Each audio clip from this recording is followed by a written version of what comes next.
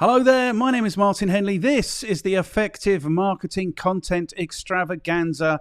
And if you've spent a second here, you will know that I'm on a mission to get you everything you need to be successful in your business, providing, of course, that what you need to be successful in your business is to know more about sales and marketing and be motivated to put that knowledge into practice, which of course is what you need to be successful in your business. So what we do here is we do the marketing news every couple of weeks. I review the very worst and the very best of marketing content on the internet. And then what I do a lot of is I pull in anyone I can find with relevant sales and marketing experience that might support you to be successful in your business. And that's what's going on today. Today is Talk Marketing. So today's guest has sales exposure, at least going back to 1998. I'm sure she won't mind me telling you that's 24 years. She has a wealth of what I call double sales experience from her 7 years in recruitment. She has also been a director for the BNI and a fellow of the Professional Speaking Association. She is currently host of the Social Selling with Sam podcast and founder and CVO of the Social Selling with Sam business and CVO and social selling strategist with Pipeline 44.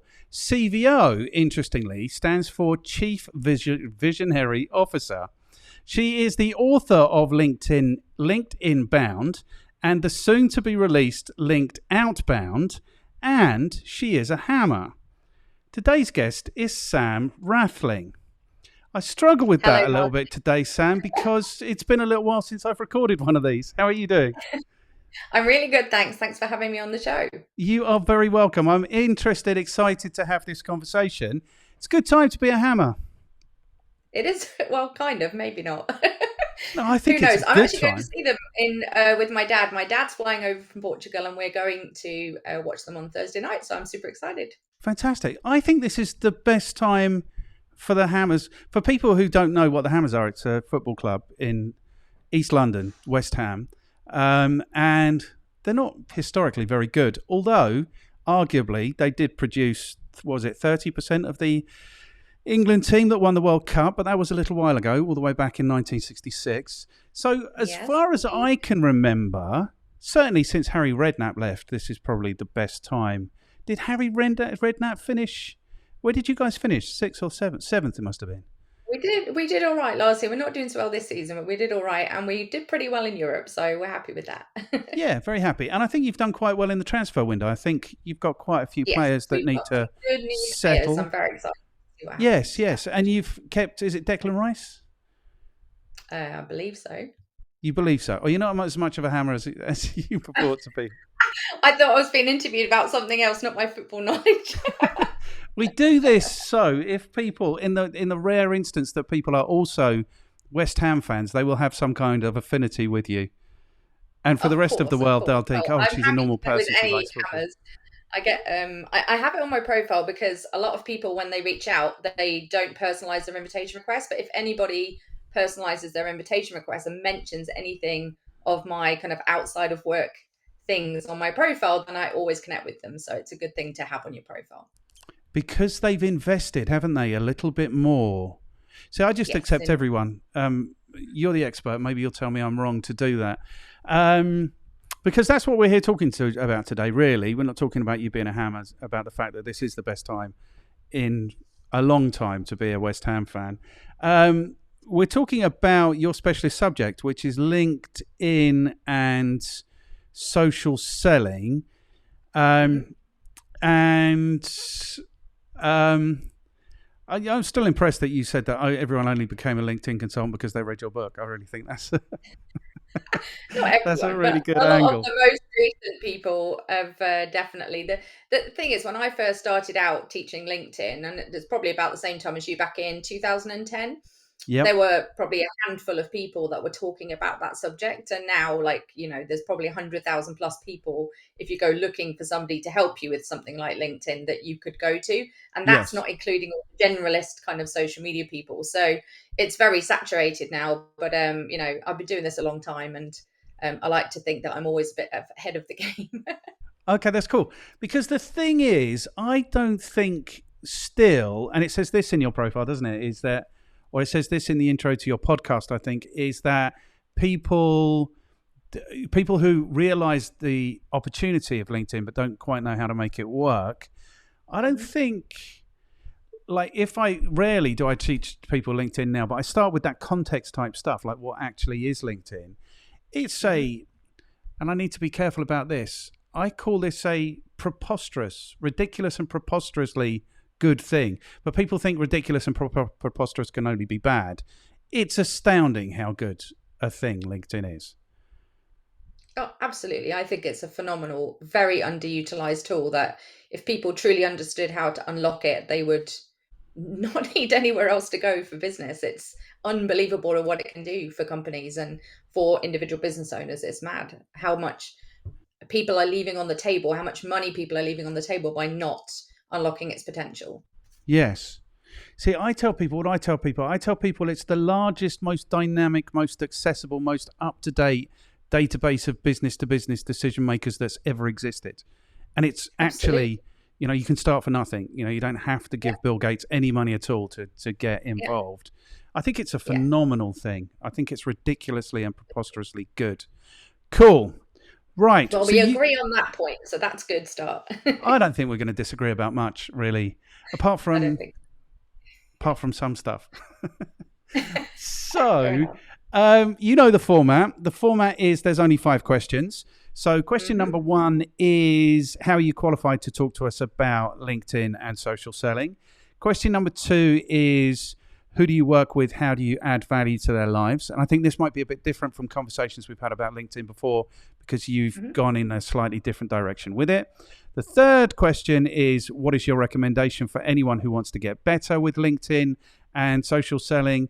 Fourth question, really easy, what should people read? And the fifth question, who can you throw under the bus who might endure or maybe even enjoy to have a conversation like this with me? So those are the 5 questions.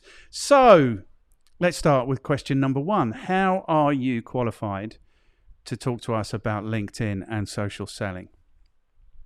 So I was a very early adopter of LinkedIn. I had moved to the Netherlands in 2001 and I fell into the recruitment industry. It was not a decision I made. I couldn't speak Dutch. Couldn't work in sales and marketing because I had no Dutch, and somebody found my CV randomly and said, we think you'd be really good at recruitment. So I changed my career completely. I'd previously been working for the drinks company Diageo, been in a corporate environment, and I fell into recruitment. LinkedIn didn't exist until 2003, and then I heard about LinkedIn at a networking event. And back then, when it first launched, obviously LinkedIn was very recruitment heavy. It was all about people putting their CV and using it for job seeking, etc. So my first introduction to LinkedIn was fairly early on, and I started using it to find candidates and to look for people for my clients. 2005, I moved again. I changed country and moved to Ireland, and that was the year I decided to set up my own business. I did set up a recruitment agency, but I literally knew nobody in Ireland apart from my husband at the time. And I was like, if I've used LinkedIn to find great candidates, I wonder how I could use it to actually develop business. So I decided to start using my talent with LinkedIn to actually find customers, studied networking both online and offline, and built my recruitment business from scratch, knowing nobody in a country where everything is done on who you know, pretty much using the LinkedIn platform. A few years later, 2010, I was asked by somebody, how did you build your recruitment agency? Would you mind speaking on stage? And it was a big conference. There was like 200 business owners in the room. I'd never spoken on stage before, ever. And I was petrified because I'd never given a keynote speech. And I stood on stage in Yorkshire and delivered my top kind of tips on how I'd grown my business. And a lot of that came back to what I'd done within the LinkedIn environment. I think back then I had maybe 2,000 connections, which was huge back then. Nobody was using LinkedIn to generate business. And that's kind of where my journey started in terms of teaching LinkedIn. Over the last 12 years, I've developed a system, a social selling system, which has got 8 different strategies, which to date has generated over £138 million for the clients that have applied my methodologies. So I think that kind of qualifies me to talk about this subject. And I've always been at the kind of the forefront in terms of LinkedIn, social selling, being an authority in that space. Went full time. It was always a side gig for me whilst I was still in the recruitment industry. Went full time in 2016, and that's what I've been doing since then. Okay, super cool. So it sounds to me like, excuse me, sounds to me like you're qualified to talk to us. So well done. Okay, that's hurdle one completed, cleared. Should people understand what social selling is? Like, how do you define social selling? And this is a question I get all the time, and I think it's a very misunderstood kind of buzzword. It's out there a lot, and it gets overused and misunderstood a lot. So my definition of social selling is it's the art of selling without selling, and it's about building relationships, creating brand awareness, and really kind of getting yourself to a point where you're getting visible with customers and prospects, so that when they're ready to buy, they think of you first. Because let's face it, everyone that you connect with today is not in the buying window for your product or service. In fact, most people that you create a connection with, or you maybe you're prospecting and you invite somebody, 98% of them are not ready to buy right now today, but they're watching. So the whole point of social selling is that you've got to build that credibility, build that visibility, get yourself out on the news feed, and you're going to drive leads in two ways. One is going to be inbound, where somebody comes to you because of the way that you've been showing up on the news feed. And the second way you're going to create leads is through driving outbound conversations and actually prospecting and proactively going out to your potential ideal client. So social selling for me is very much about staying top of mind and nurturing your connections and building relationships in your network. So that's really what it is for me. Okay, so is it not really then social marketing? Is it not? Yeah, that's the question. It could be called social. I think the inbound element is probably more about social marketing, because that's more content driven. Yeah. The outbound element, though, is definitely more selling focused. So because in order to create conversations with potential prospects, and if you're prospecting on a consistent basis, which everybody should be doing, but most people don't, is not the selling part, but it's about creating those creating those sales opportunities and building your sales pipeline. If you're not prospecting, you're not putting people into your sales pipeline. So I think it could be considered social marketing inbound and social selling outbound. Yeah, I think I've only started thinking about this in the last 30 seconds, but the way I think of it is it's like the marketing that salespeople do is exactly like you say, either prospecting or we used to call it canvassing. So I think it's because it's different from marketing, because marketing is one to many. This is one to one, like it's one door at a time, one call at a time, one connection at a time. So I think of it more like that, it's the prospecting part. Unless you're selling, I don't know, fidget spinners for like $1 each, no one's really just going to pick up the phone and say, yeah, I want to buy what you're doing because of your activity on LinkedIn. Okay, that's cool. So I think of it like that. Okay, good. Yeah. So I am happy to concede that you are eminently qualified to talk to us about this. The other thing that you've done, which is a really good idea, is you've tracked somehow the amount of money that this process has generated. So kudos for that as well. That's a good idea. Thanks. Well, I'm on a bit of a mission to do 1 billion. That's my big target, is to, not for me personally, but to actually create £1 billion in direct revenue from what I teach people. So whether that's a sales team who are going out to market and getting big enterprise clients, or whether it's somebody that just picked up my book and happens to, get themselves some new business. So I'm sure there's a lot more out there that I don't know about, because the ripple effect is huge. And I normally hear about a contract when it's the first time they land the contract. But if that contract then renews over the course of a number of years, there's probably a lot more out there I don't know about. But I do encourage everybody that I work with to get in touch with me if they, go on to secure some business. Obviously, I track it heavily in my corporate clients, because that's my return on investment for the clients that are working with us. But there's lots of small businesses out there that are, I get messages every day, 5 to 10 messages a day of people who have either watched my training videos or read my book or have had some kind of impact from what I'm sharing. So that's why I do what I do. Cool. That's really good, because I think this is important. Like, nobody knows what to say, but I think really good marketing or canvassing or prospecting, whatever it is just about delivering value and then communicating the value and evidencing the value that you're delivering, So I think it's really good that you've done that. What did I want to say? People only ever think about the first thing. Do you know what I mean? They only ever think about that. No one thinks about the ongoing value of having customers. That's annoying as well.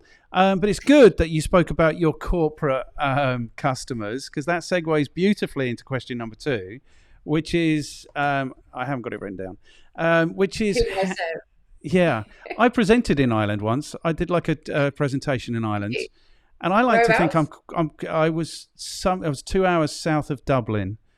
Okay. I don't know where. It was beautiful. It was absolutely beautiful. It was about 40 quite red-faced, fat-faced Irish people. I can say that because my family are Irish, so I tell people I come from a long line of fat-faced Irish farmers, because it's true. And I think I'm quite funny, and they didn't laugh once. And it was an hour, and they didn't laugh. Well, not one of them laughed once. And it wasn't until much later, when we were smashed in the bar, that I said, "Look, why didn't you laugh at my jokes?" And they're like, I said to them, like, "Why didn't you laugh at my jokes?" And they're like, "Well, we're not here for you. Do you know what I mean? We're here for us." It was funny, but we weren't going to give you the satisfaction. And all of them decided this. So that was good. And I got more drunk than I've probably been many other times in my life that night. So Ireland's good fun. If you're going to go get drunk anywhere, Ireland is a good place to do that. I think a great place to do that. Okay, cool. So question number 2, who do you work with? How do you add value to their lives?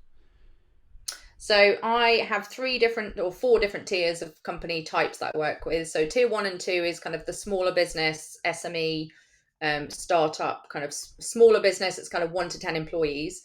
How do I serve them? I have a social selling academy, which is a combination of group coaching and an online platform and community. So we have over 200 social selling superstars working with us in the academy at the moment, and that's growing massively every single month. And then in the tier 3 would be what I call scale up. So these are companies that have usually had investment or some kind of backing, and they are usually in high growth phase, and they've usually recruited heavily in their sales function.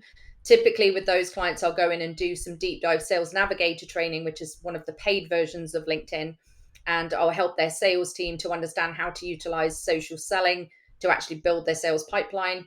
And the final one is tier 4, which is our enterprise clients. So I'll work with large companies, typically over 2 or 3 year period, to help them really embed social selling and enable social selling in their organization, usually working initially with their sales division, channel sales and direct sales.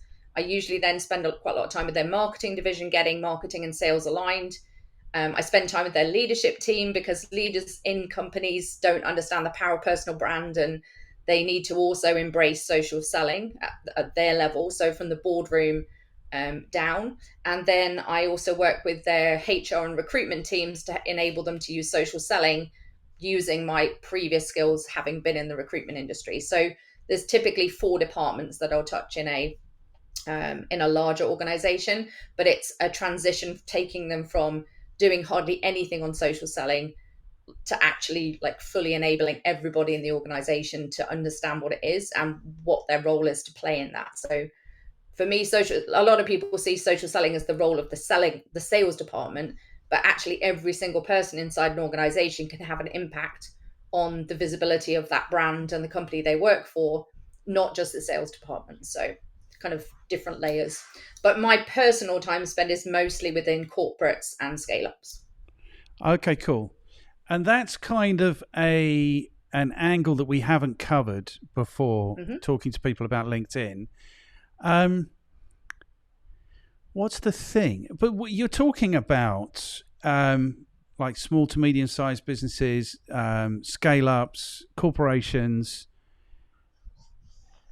and everyone in the organization, certainly everyone who's customer-facing, should be engaging with LinkedIn, especially seeing as it's the paid sales navigator isn't something I've ever got involved with, but it's so time effective. Like I used to compare it, like I started selling advertising space and I'd call 150 people a day to speak to 30 people. And with LinkedIn, if I invest 15 minutes a day, I could be reaching out to, I don't know, 10 or 15 people, and then maybe half those people connect. And then, do you know what I mean? It's like over a month, it becomes considerable. Yeah. It's so good. It's insane that people don't do it. I mean, it's just insane that it's not like part of everybody who's customer facing's job. You would imagine at the interview, they would say, like, they'd be interested to know, what does your network look like? You know, who's in your network? All of this stuff that really should be valuable, but it doesn't seem as though it is. Not yet. I think there's certain companies that are embracing it, and there's definitely a lot of, there's a lot more companies out there now engaging in it because they do realize the importance of, you know, the social selling aspect on their business.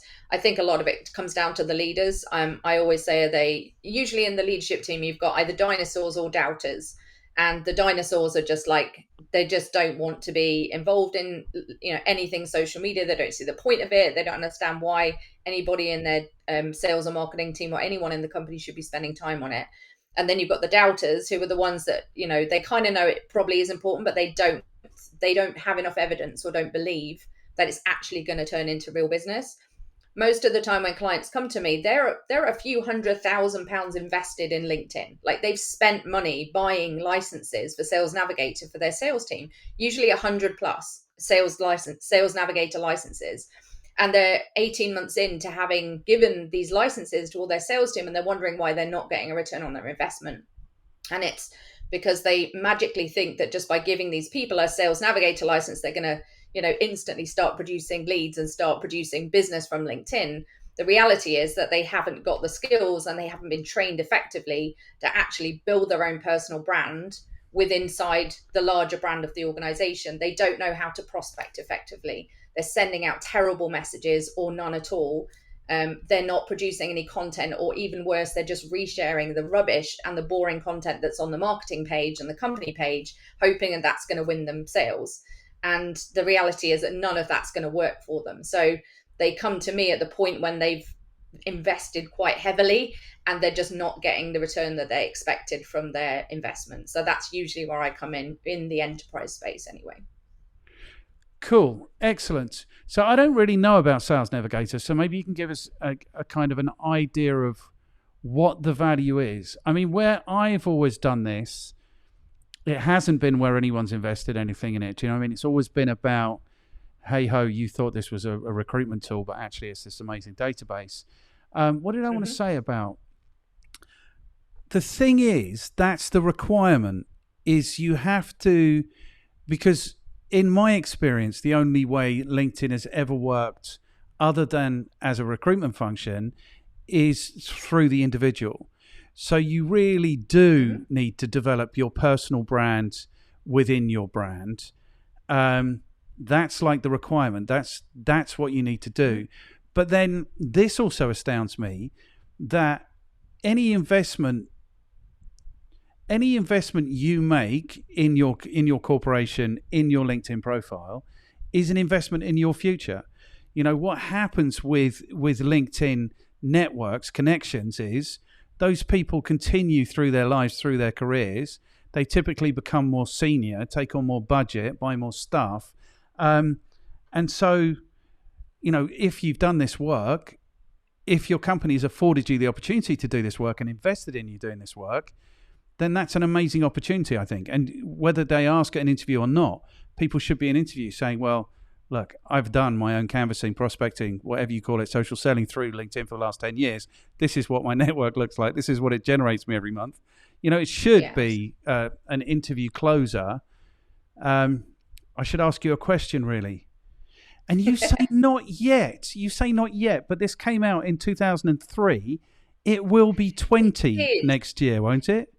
If you think about what LinkedIn was in 2003, before the Microsoft acquisition, like, it wasn't a platform for business to business selling. It wasn't like, some people were using it like that, but it was very much a recruitment heavy play. Like, it wasn't what it is now. So I think the last kind of 6 to 8 years, it's definitely come into its own. I think companies are really paying attention to the fact that if they're not going to do this, they are going to get left behind. And if they aren't going to do it, their competition surely are. So I think now it's more important than ever that companies are actually investing and looking at their social selling strategy and how LinkedIn fits into their overall marketing strategy. Unfortunately, too many companies focus really heavily on their company page and their business page, thinking that's going to generate them lots of business. But the reality is that their individual employees will get 10 times the reach of any post that they put out on their company page. So let's say they put a post out on their company page and then they get their own sales team times 50, 100, whoever it is, to be posting. The amplification of their posts and the organic reach of their posts is going to be so much greater than anything that their business page will ever produce. And what's the incentive for a salesperson to reshare something on the company page? Because ultimately, if it's something that's going to take a prospect to their website, the salesperson's not going to make any commission from that. Whereas if they build their own personal brand, they're going to drive their own inbound leads. They're going to build their own visibility and credibility with prospects. And it's going to be individual one-to-one conversations that are going to happen with potential prospects. So I think it's about them identifying who their target market is and who their ideal client is, building their network with those people, and then putting themselves out there in the newsfeed and owning their own personal brand. That for me is what should be happening, but not enough people do. And I think it is going to take some time. I think there's definitely some companies out there that are progressive and are looking at this, but I don't think you can say, they should be doing it because LinkedIn's been around since 2003. I think B2B social selling as a concept has been around a lot less time than that. And the companies are only just starting to realize the power of it, in my opinion. Okay. And I don't disagree with that at all, but I'm just thinking they should have woken up to it a bit earlier. Maybe you and I should have been a bit more effective in telling them. I've been telling people this since 2008, 2009. Do you know what I mean? But that's okay, because that's okay. Okay, so there's things I want to talk about. I'll tell you all the things I want to talk about while I write them down. I want to talk about Sales Navigator because I don't know what it's about and I can't imagine. I want to talk about Microsoft. You need to know I think Microsoft are the Antichrist. So just bearing that in mind. And have they actually improved it or not? I want to talk about the appalling state of posting on LinkedIn. I mean, it's just appalling, the level of posting. And then, so those are kinds of the things that I want to talk about. So maybe tell us about... one thing onto your list? What's that? Can I add one thing onto your list? Yes. Can we talk about the social selling index as well? Because that's a good place to start with all things social selling. Yes, social selling index. Right, so now we need to prioritize these things. I think the Microsoft thing is going to be a really short conversation. I don't think they've really improved it. When did they bought it? 2016. 2016, for 27.6 billion. Yes, they reskinned it. When was that? 2018. That was just after I produced my LinkedIn marketing course for online purposes, and I had to shoot the whole thing again. Have they really improved it? Has it changed because of Microsoft's intervention? The thing is, I do believe they do operate kind of... I don't think they're operating under the guise of Microsoft. They're still very much an independent, like kind of their own independent organization effectively. So I don't think necessarily that Microsoft came along and went, you need to change this. I think LinkedIn were always on the trajectory that they were going on. I think it depends what perspective you're looking at it from. So I don't think it's changed massively from a recruitment perspective over the years. I do think, though, for business to business and for smaller businesses in particular, I do think that they have changed it for the better. As in, I think the fact that they are still one of the social media platforms out there that still gives so much organic reach without you having to pay to play. All of the other platforms have gone pay to play, and I think they may end up going there eventually. But the organic reach is still, in my opinion, so much greater than all the other platforms. So from that perspective, they could have, at the point of acquisition, they could have gone down the route of pay to play, and suddenly like all the organic reach would have gone and everybody would have to be paying to boost their content, etc. I think it's coming, but it's not here for a while. But I do think from that perspective, I think the amount of new products and features and rollouts that they've introduced, I think that they're still doing that.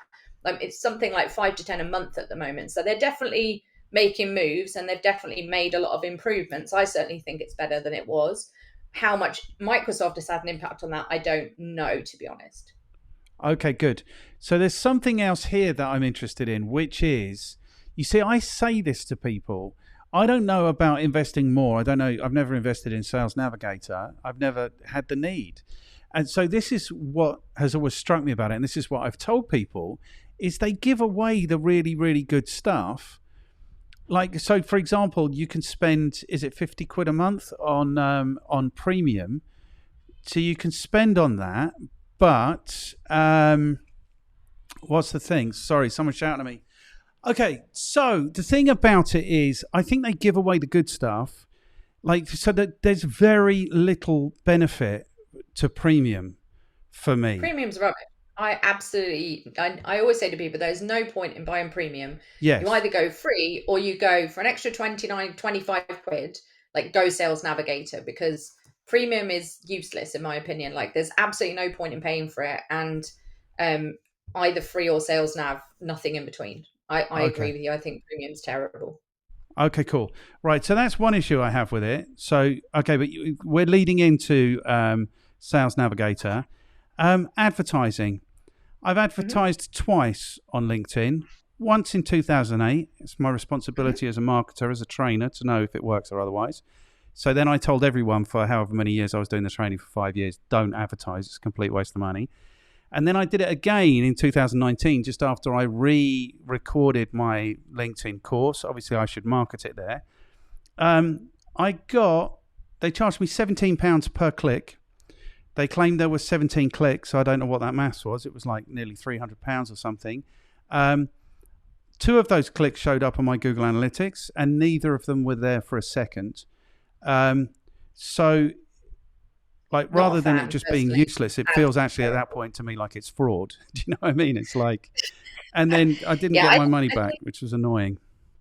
I think I've yet to meet a company that's successfully making LinkedIn ads work. Like if there's somebody out there that's making it work, like get in touch. But at the moment, everything I do is very much organic focused. I don't claim to be an ad specialist or focus on the ad side of things, but I'm not a fan. Like I think they're very overpriced, and I don't think they work particularly effectively. I think advertising in other platforms is far more effective.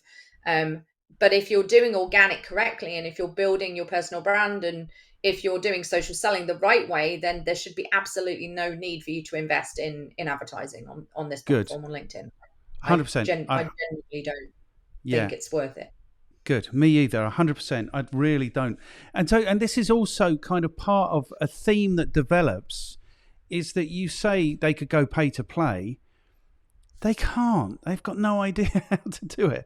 Like even like the most stupid rich person is going to get to a point where they will go look at their analytics and say, oh, they say we had 17 clicks and we've had 2. Do you know what I mean? And they were 17 quid each, you know? So this is my overarching feeling about LinkedIn, the corporation, and Microsoft, the corporation, is they've got no idea how to monetize this thing, you know. And I think you're right. They kind of get away with it because lots of people pay for premium.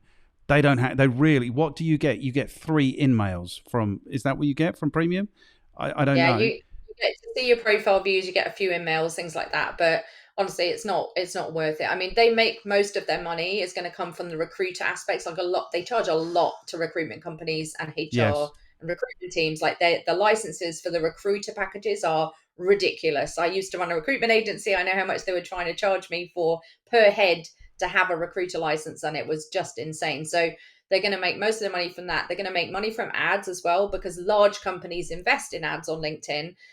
You'll notice at the moment, I mean, we're recording this in September 22, but the news feed now is starting to get a lot more heavily populated with sponsored content. About on the mobile feed, about every other post is a sponsored post at the moment. So there's definitely a shift in the algorithm and a shift in them moving much more to that and showing more ads to people. But I honestly, genuinely don't believe that companies should be investing massive amounts in the paid sponsored ads on LinkedIn. It's just not an effective use of money. Okay. So the one person who claims to be really benefiting from LinkedIn advertising, not somebody I know, I don't know if you know him, is Gary Vaynerchuk. So I did a reaction to his 35 minutes of marketing strategy, where the only thing that he really recommended is that people spend $6,000 a month on LinkedIn advertising. I can't stand the guy. Because for $6,000 a month, I'd rather employ a couple of people. I'm going to get far more value from that. Okay, good. So this leads us in then to Sales Navigator. So what does Sales Navigator cost? It costs 75 quid, does it? Is that what you're So saying?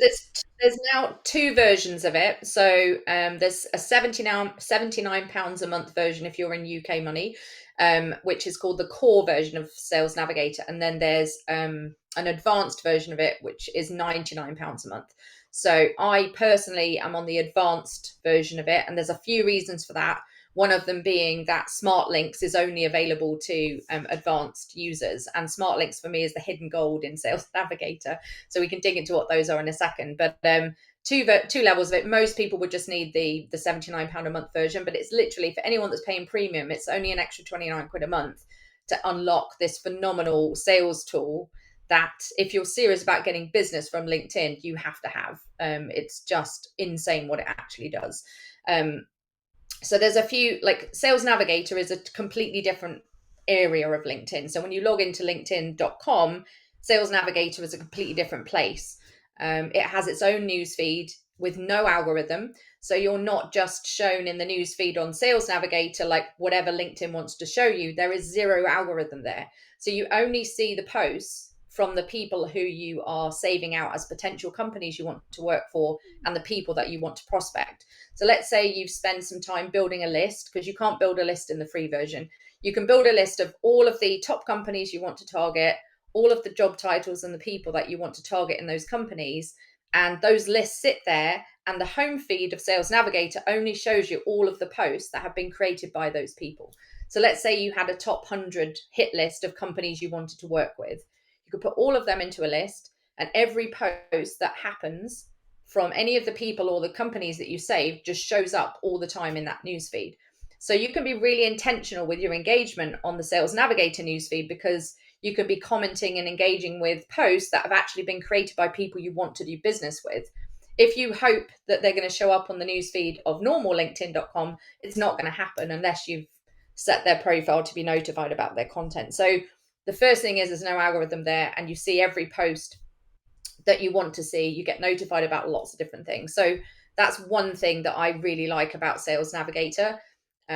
A lot of people don't realize the power of engaging on the post of somebody who is not yet your customer, but you want them to be, because you can get really visible with potential prospects just by putting quite insightful, meaningful comments underneath the posts and supporting their posts that they're putting out there. So intentional engagement is a very missed activity that people don't do enough of. Like, they comment on their mates' posts and they comment and support people that are in their network that they know. But if you were to actually intentionally, maybe 4 or 5 posts a day, go and intentionally engage on the posts of people that you want to do business with, you're suddenly going to get a lot of visibility with those people. And when you eventually go to prospect them, they're more likely to accept your connection request and start a conversation with you. So just doing that little bit of work beforehand in the newsfeed on Sales Navigator can help to increase your acceptance rates from prospects and increase the chance that they're actually going to want a conversation with you. So that's one piece of it. Okay, there cool. are something like, can I just say that is really valuable, because what I'm doing is, I'm not doing it yet, but I'm going to start marketing us, like everyone who's been on the podcast, as the International League of Marvelous Marketeers. So when I've interviewed you, I want to support you because I've spoken to you for an hour and a bit. Do you know what I mean? I know that you're good. And this is part of my issue, is like, people don't get marketing. They don't know they should invest in marketing. And when they do, they go out in the world and they get ripped off very often. So this is also, so that's the thing. So what I do is, now I search for people and I like their posts and I share their posts and things. But the algorithm hasn't woken up to the fact that I'm not interested in any of this I did a sponsored walk at the weekend rubbish. I'm interested in the people that I'm interested in. But you're saying to do that, I need Sales Navigator. So there are 2 ways you can do that. So for you, I would go to the people that you've interviewed on the podcast, and I would go to their LinkedIn profile. And now there's a new feature which is called a notification bell, which sits in the top right-hand corner of their profile, just underneath the banner. You hit the notification bell, and every time they post something, you'll be notified about their post. So that's how you do it in the free version.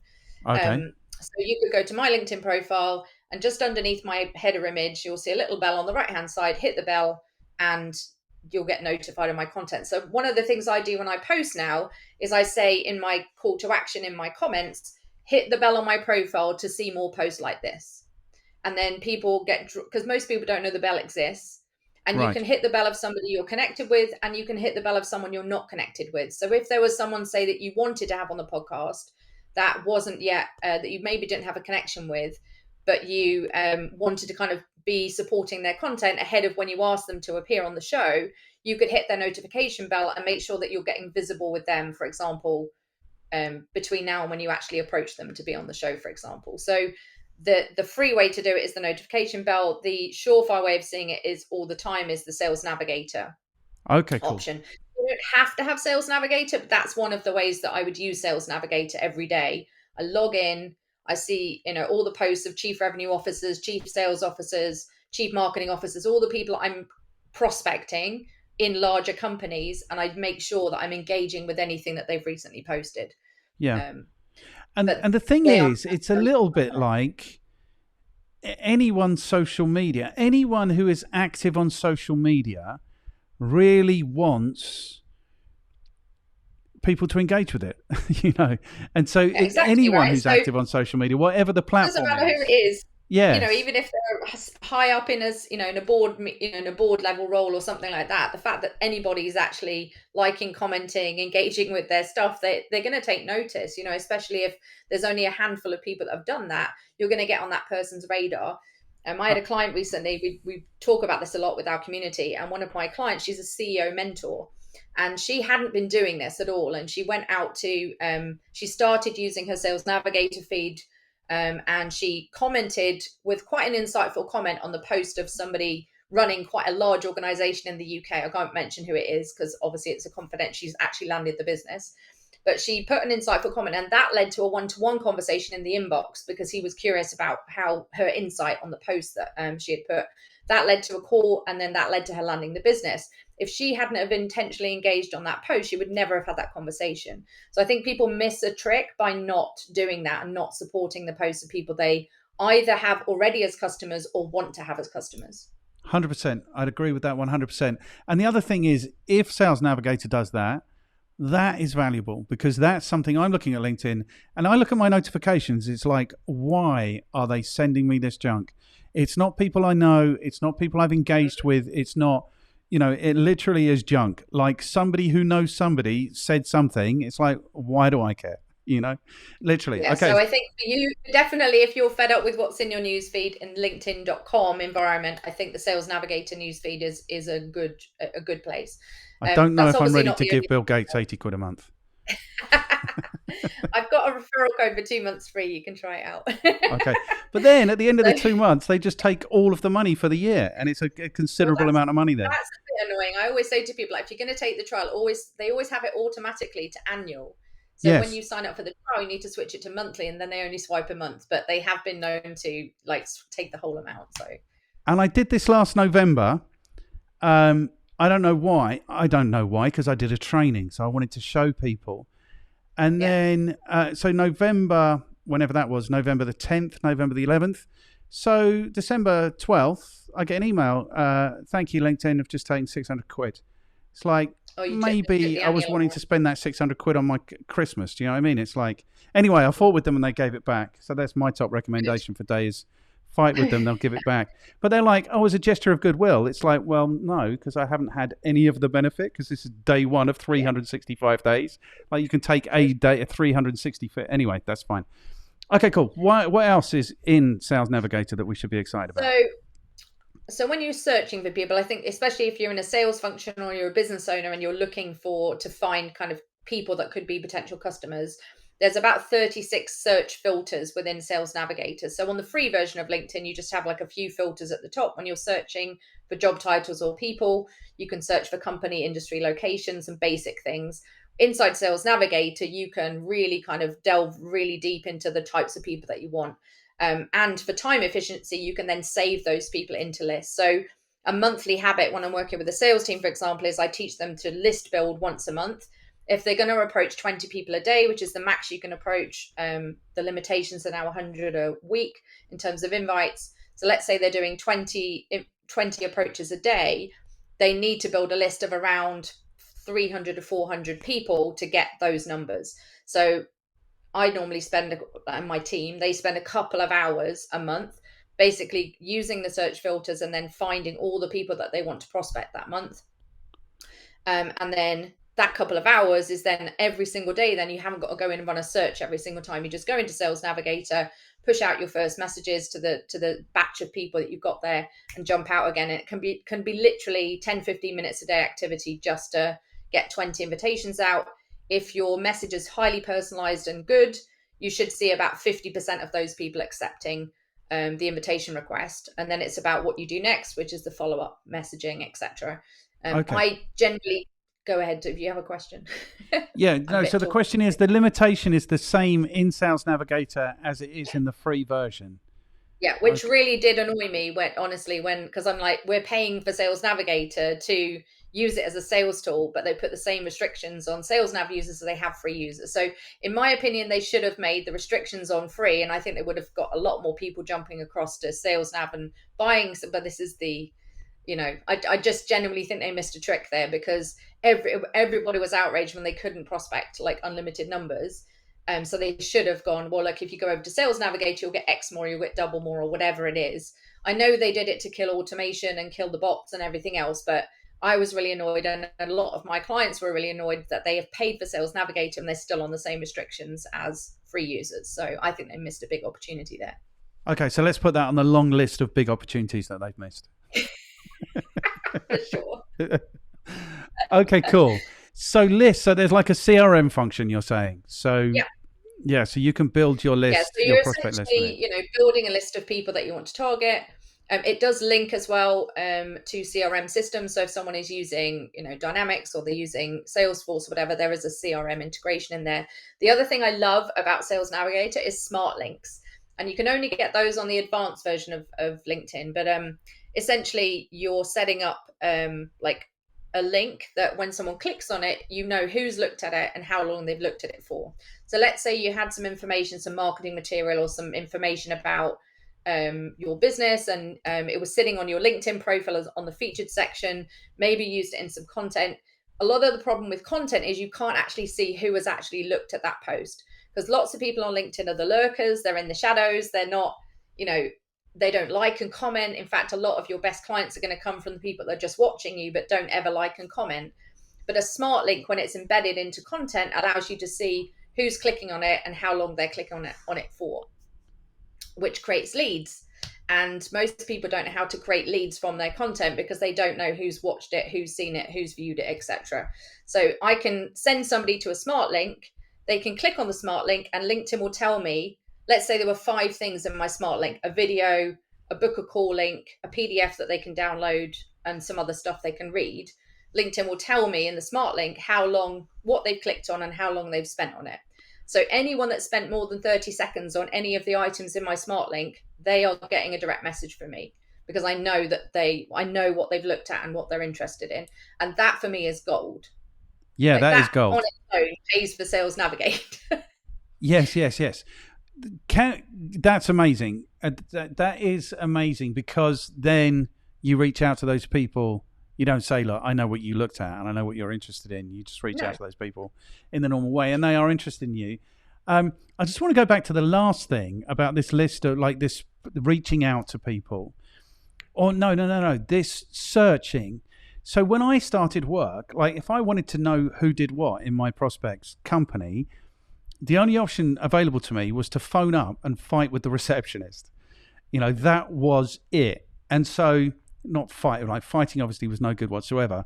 You have to make friends with the receptionist. You have to do that whole, it was the receptionist. The receptionist was the key, the gatekeeper. Now, in a training, I'm sure you do it. I say, okay, who sells business to business? And they say, oh, I do. And I say, okay, where and who are you selling to? It's like HR directors in the UK. It's like 30 seconds later, there's your 56,000 prospects. Now you get the opportunity to be a bit fussy and say, okay, well, I can't sell to 56,000 people, so who do I really, really want to sell to, Yeah. That function, the fact that function is free is insane. Because historically, you would spend your career trying to work out who those people were. Yeah, absolutely. And the fact that you can do that in less than 30 seconds and it's free. And okay, so having more search fields is good for when you get really fussy. But the fact that that's free is just insane. It's just insane. Okay. So definitely, like, there's definitely advantages. So for example, we're working with a client at the moment who really wants to know the technology, like already wants to know like what technology are these clients already working with. So in Sales Navigator, for example, you can say, show me all the companies that are this type of business in this type of industry who happen to use, for example, Shopify, or they happen to use Salesforce. So you can actually, as a tech company, you can target companies that are already listed as using certain other technologies, for example. So that it goes really, really deep dive in terms of like how detailed you can get in there. Because the fact that they're using a particular software allows him to know already and go in with a particular angle. But you wouldn't know that unless you had Sales Navigator, for example. So, okay. Yes. So how do they know that?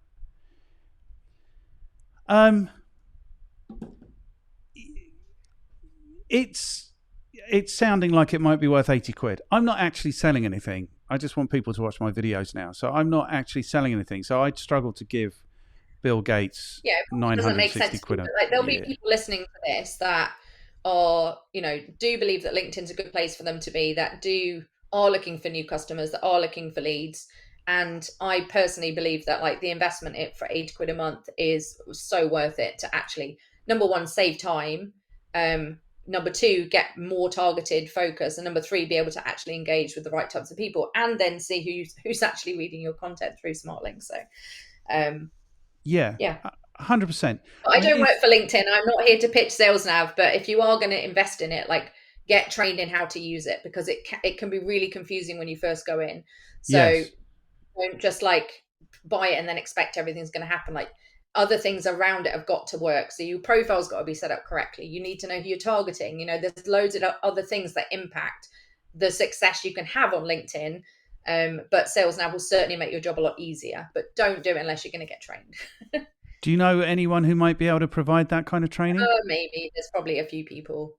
My next book is very heavy Sales Navigator focus. So Linked Outbound has got 6 chapters dedicated to Sales Navigator. So yeah. Yes. Here's the thing. When I do the training, it is 90%. Let's go the other way. It's 10% how to use LinkedIn. 90% how to be like an effective canvasser or prospector. Do you know what I mean? Like, how do you position yourself? Who are you targeting? What is the messaging? That stuff.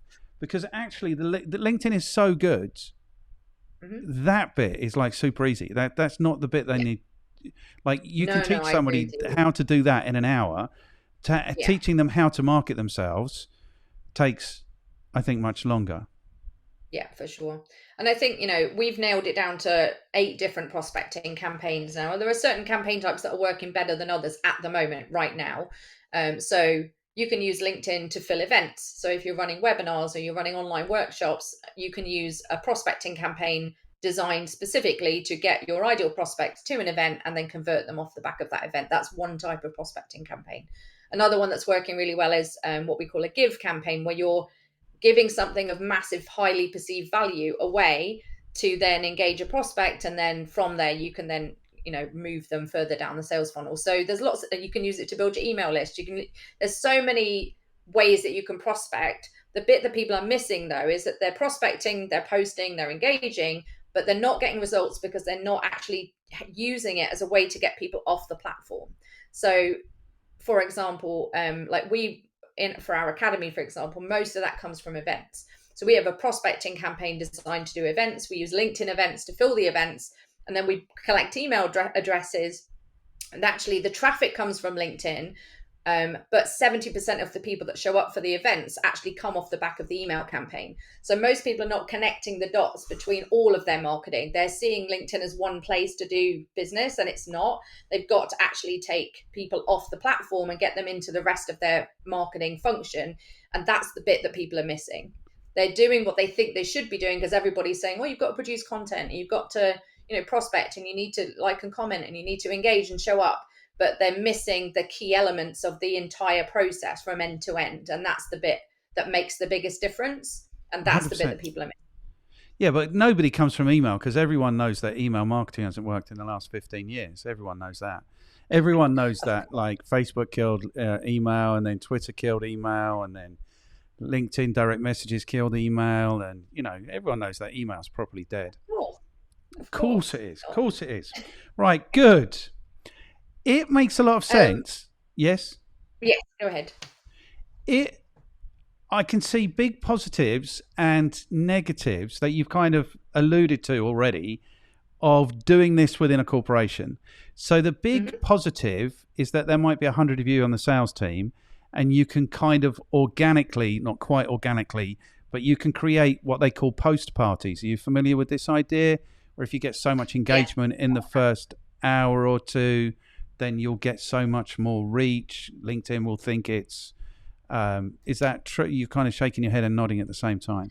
Yeah, I'm not a big fan of like pods or post parties or whatever. There's all sorts of names for them, engagement pods and things like that, because it's just people generally trying to trick the algorithm, and LinkedIn's cottoned onto that, as they always do when people are trying to game their system. So what used to work doesn't, you know, on pods and things like that, doesn't work as effectively now. The algorithm's shifting all the time. So I just get people to focus on posting a quality piece of content that's actually going to engage their target market. And regardless of what time of day it goes up, or regardless of anything, if it's a decent post, it's going to perform well. You don't need 100 people jumping on that post to game the algorithm to make it happen. So although it can be helpful to have, you know, some colleagues and things posting, I don't recommend that that's the way that people do it.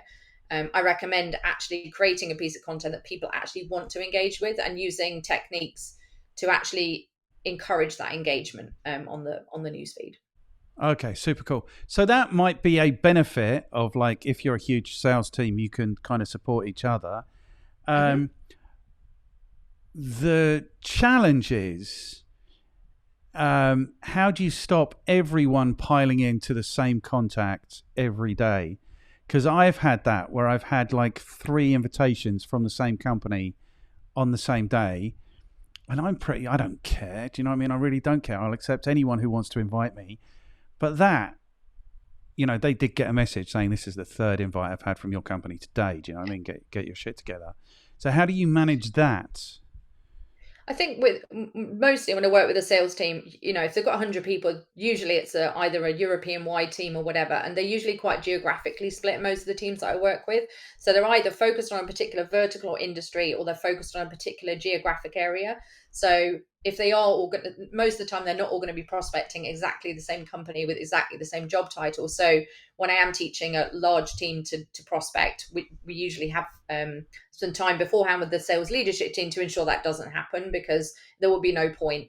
Most of them have got kind of their key account list. They've got, most of them, if they're selling enterprise or B2B, they've got, you know, a lot of them are on very long sales cycles, you know, 6, 12, 18, 24 months even. So they're, you know, let's say they're going after a large enterprise account. There's usually somewhere between 7 and 20 players that they actually need to prospect in that organization. They're not going to get the sale just from speaking to one person.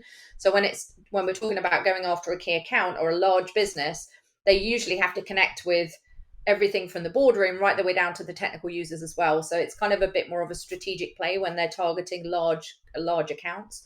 But obviously it makes sense for them to decide like who's going to prospect where. And you can split that geographically or by industry or whatever, but I never recommend kind of everybody going after everyone, because it wouldn't make any sense. It's not efficient. Yeah. So you have to think about territories and those kinds of things. Yeah. But in a sensible organization, they will have done that already. Yeah, of course. So a lot of the companies I work with would be, you know, they might have like people in 23 countries, and then the individual teams then decide in each location, like who's going to go after what, and they break it down by industry and things like that. Yeah. Or job type. Yeah. Cool. Okay, we are really knocking this stuff out. So if we're talking about posting, it's appalling, the quality of posting that goes on. People have actually spoken to me about this, and they say they put together what they call engagement posts.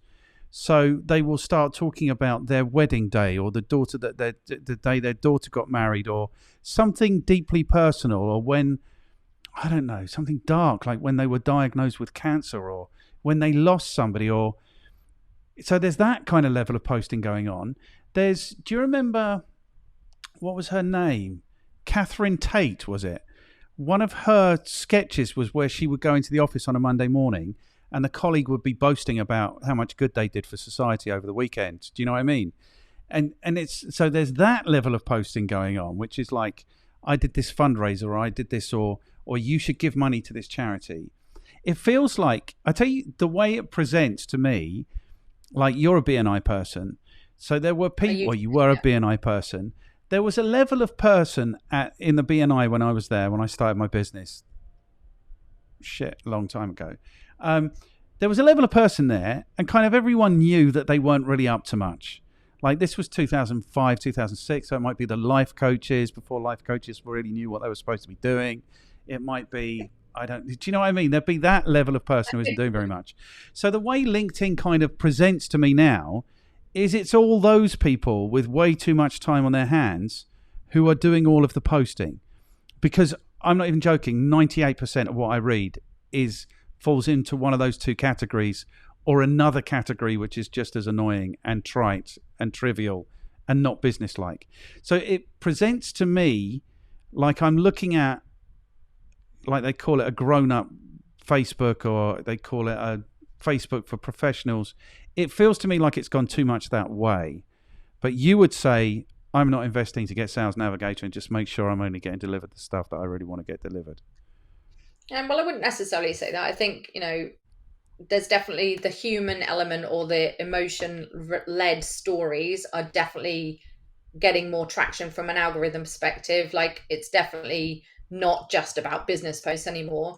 But I look back at all of the posts that I've done over the years, and like the ones that generally get the most interaction tend to be the ones where there's some kind of story element, or where there's some kind of personal angle in there. But I think it is important for somebody, if they're building their personal brand and building their business, to show all facets of themselves, and not everything. But, I always, when I do a personal post, I try and bring some kind of business angle in there. So I think it's okay to do personal posts, as long as you're bringing in some kind of lesson, or bringing in something that's going to be valuable to people. I always try as much as possible to add as much value as possible to my posts. I always say to people, like, same givers gain BNI, like, it's all about giving and adding value as much as possible. The posts that go viral are the ones which, flood the news feed, are the ones that typically have got some kind of big traumatic thing, etc. That's just the way that the algorithm is behaving at the moment. But I don't think it's going to be like that forever. And I don't think people should just be coming up with that kind of post just to get views and just to get impressions. I think it's more important that you're delivering content that is actually going to speak to and connect with your target market. So let's say you're prospecting and building lists in Sales Navigator, or adding people into your network that could be potential customers. The content that you put out there has got to connect with those people. And I do think it's okay to put personal things out there, because somebody might resonate with the fact that you're a West Ham fan, or might resonate with the fact that you spend time in the Algarve, or whatever it might be. But I think the key thing is just always thinking about, is this going to be useful and helpful to my target audience? And actually, the majority of people out there, they are consumers, they're not posters. So despite the fact there's a lot of content going on, there's still only somewhere between 1% and 3% of LinkedIn members actually posting content. The rest of them are not posting content. There's 830 million profiles on LinkedIn now, and yet still there's only 1% to 3% who are actually creating content. So I think that tells me there's a huge opportunity for somebody that isn't posting at the moment to actually come out of the shadows and actually start building their brand. What you're being shown in your newsfeed is based on what you've engaged with recently. So if you've recently connected with someone, you're going to see their content in your newsfeed. And it could be drivel, it could be terrible content, but you're going to see it because you've had an interaction in the inbox. That's a little tick to the algorithm saying, oh, they've recently connected, they need to see each other's content for the short while that they've just connected. So yes. You connect with everybody, right? So if you connect with every connection request, that means that your inbox is going to be full of the content those people have recently put out there, because LinkedIn says, oh, you've interacted, therefore you're going to see more. If somebody engages with polls a lot and engages with the kind of emotional element, human stories, and they happen to like or comment, that's telling the algorithm you want to see more of it. So how you behave in your interactions is going to drive what the algorithm gives you and what it serves you up. So you have to be mindful of what you're actually engaging in, because you're going to get more of that. So if you start engaging with my post, you're going to see more of Sam Rathling in your newsfeed, for example. And that goes the other way around. Well, I am going to start engaging with your post because you are now part of the International League of Marvelous Marketeers. So you're on the list. If I can find you, if I can convince the algorithm that I'm interested enough in you. There's only 2 Sam Rathlings in the world, and one of them's a guy. So no, there's another one because I've been looking for your pictures today. Because there's a guy in America who's a CEO of a tech company, and he still won't connect with me. My namesake won't connect with me. I've tried a couple of times. I did that on Facebook. I think everyone did that on Facebook in 2009 when you went out and connect with all the other Martin Henleys. Are you getting this at the moment? I keep getting messages from Google saying, "Are you the author of?" And one of them was like, "Are you the author of lower intestine blockages? Something." It was appalling. Yeah. So there's a Martin Henley also who's a barrister. That's happened, but then there's not many Sam Rathlings around, so. No, you're blessed. Okay, good. What did I want to say? I'm just kind of old-fashioned. Do you know what? I think if it's business... Now, I am a relationship seller. So when I've been involved in selling, I build relationships, and I do want to talk to them about their football team, their whatever. Do you know what I mean? Their kids, their holidays, all that stuff I'm interested in. But I'm old-fashioned. I think if you're broadcasting, then you should... And this is the issue, is that people don't know how to talk. I think people don't know how to deliver value. I don't think they know how to talk about the value they deliver. I don't think they know how to make their customers the heroes of their stories. I think it's pretty low ball if you're talking about, I don't know. And you're not going to address my issues today, so let's not even pretend that you are.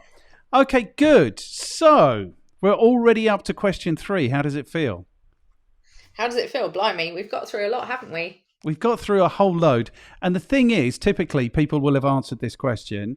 But if you can answer it in a really kind of succinct way, that might go really well on TikTok or Instagram Reels or something like that. So if you can answer it within a minute or 2 minutes, that would be really good. So the question is, what is your recommendation for anyone who wants to get better at LinkedIn or social selling? We haven't spoken about the social selling index either. No, we haven't. Do that first. I do want to talk about that because I think that's a really big part. But maybe that could be the answer to this question. Okay, good. Let's see how we go. So I think the key thing when it comes to getting better is understanding where you're at right now. And luckily for everybody listening, there is a measurement that allows you to understand how good you are at this thing called social selling. And it's a thing called the social selling index. And you can go check out your score. It's a score out of 100 points. And LinkedIn ranks you on 4 different categories, each of them equally weighted. One of them is around building your professional brand. One of them is around finding the right people and building your network. The next is about how you engage with the newsfeed. And the final one is about building trusted relationships. And ultimately, social selling comes down to those 4 things: personal brand, building your network with the right people, building trust and relationships, and engagement. And those 4 areas can be measured on the LinkedIn Social Selling Index, which you can find at linkedin.com/sales/SSI. So now you're going to go running off to find out what your score is, but the magic happens at 75 plus. If you have a social selling index score at less than 75, you have some work to do, but at least you have a measurement and a way to understand how you can improve.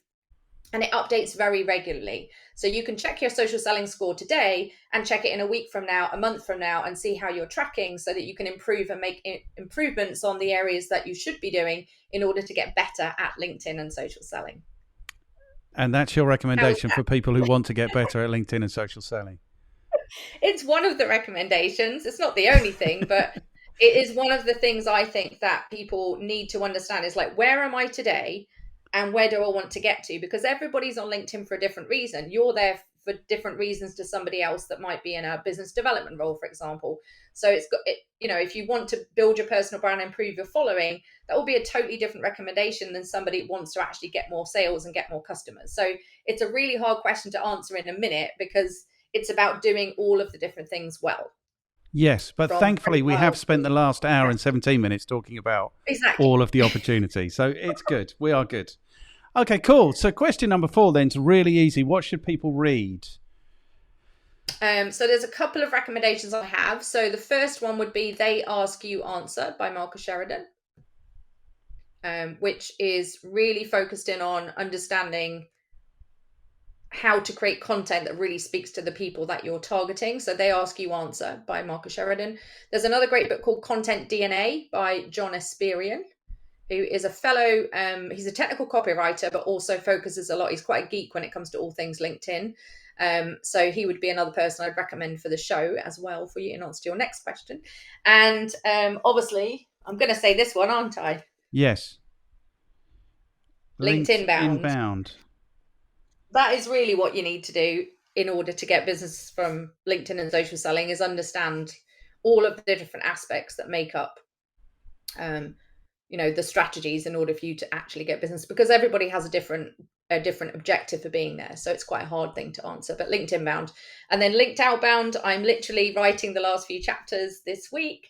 And that will be out hopefully by, I'm going to go with end of October, early November. So that will be my next one. Excellent. Cool. I will look out for those. Super cool. Excellent. Well, that just brings us to the last question then. And the last question is, who are you going to throw under the bus? So you need to throw at least 2 people under the bus. At least 2 people. So I'm going to throw under the bus David Walsh, who is a YouTube strategist. He's brilliant, and you'll have a good conversation with him. He's an Irishman, so you'll have that in common. David Walsh, definitely. I would also recommend Chris Taylor. So I work alongside Chris Taylor in Pipeline 44. We have a very different focus. He's much more about content marketing, and he's much more digital marketing focused on small business versus me being more corporate focused. So he'd be another good guest for you to have. And I would also recommend John Esperian, who is the author of Content DNA. How do I spell Esperian? Oh, you're going to ask me now, aren't you? ESP. I can never remember if it's an I or an E. Hang on, let me just double check. He is the author of Content DNA. Content DNA, yeah. He is ESPIRIAN. Okay. He is a relentlessly helpful LinkedIn nerd, but he's also very good when it comes to people getting their message right and their copy and things like that. So he's a technical copywriter who also talks quite a lot about LinkedIn, but a lot about content and how to get your message out there. Fantastic. You're an absolute star. The way it works best is if people put together like a little LinkedIn... like a little group LinkedIn message, you introduction, mean? Yes. That's the way it really works well. If you could do that for me, that would be absolutely phenomenal. No problem at all. And do you want the good news? What's that? We got to the end. Oh, yay! We didn't argue about very much, and we spoke about everything I wanted to speak about. I think we actually are on the same page on a lot of things, to be fair. Yeah, and to be fair, I just want people really to be motivated. So I'm just really happy when I find really good people who are really generous and just tell people exactly how it is, because it astounds me how easy actually all this stuff is. You know, it's not, by the time you're actually doing it and engaging with it, it's not the chore and it's not the hardship that people think it is. And people need to do it if they're going to be successful in their businesses. You know, business is a process of having customers profitably, and then you have to be able to do sales and marketing to do that. So that's kind of the mission that I'm on. That is the mission that I'm on. I have thoroughly enjoyed this. Thank you so much for your time. Thank you for having me. And if you have questions or anything at all, like, feel free to connect with me on LinkedIn. Happy to help, and just mention the show when you connect so that I know where you found me. Okay, super cool. And if you want us to put any links in, anything like that, just get those to me and I will do that for you. Absolutely no problem. Okay, so what we'll do is we'll say goodbye for the purposes of anyone who might still be listening to us, and then we'll stop recording, and then we'll say goodbye like normal human beings. Is that cool? That's cool. This has been an absolute pleasure. Thank you so much, Sam. Thanks, Martin. Take care. Bye. Bye. Good.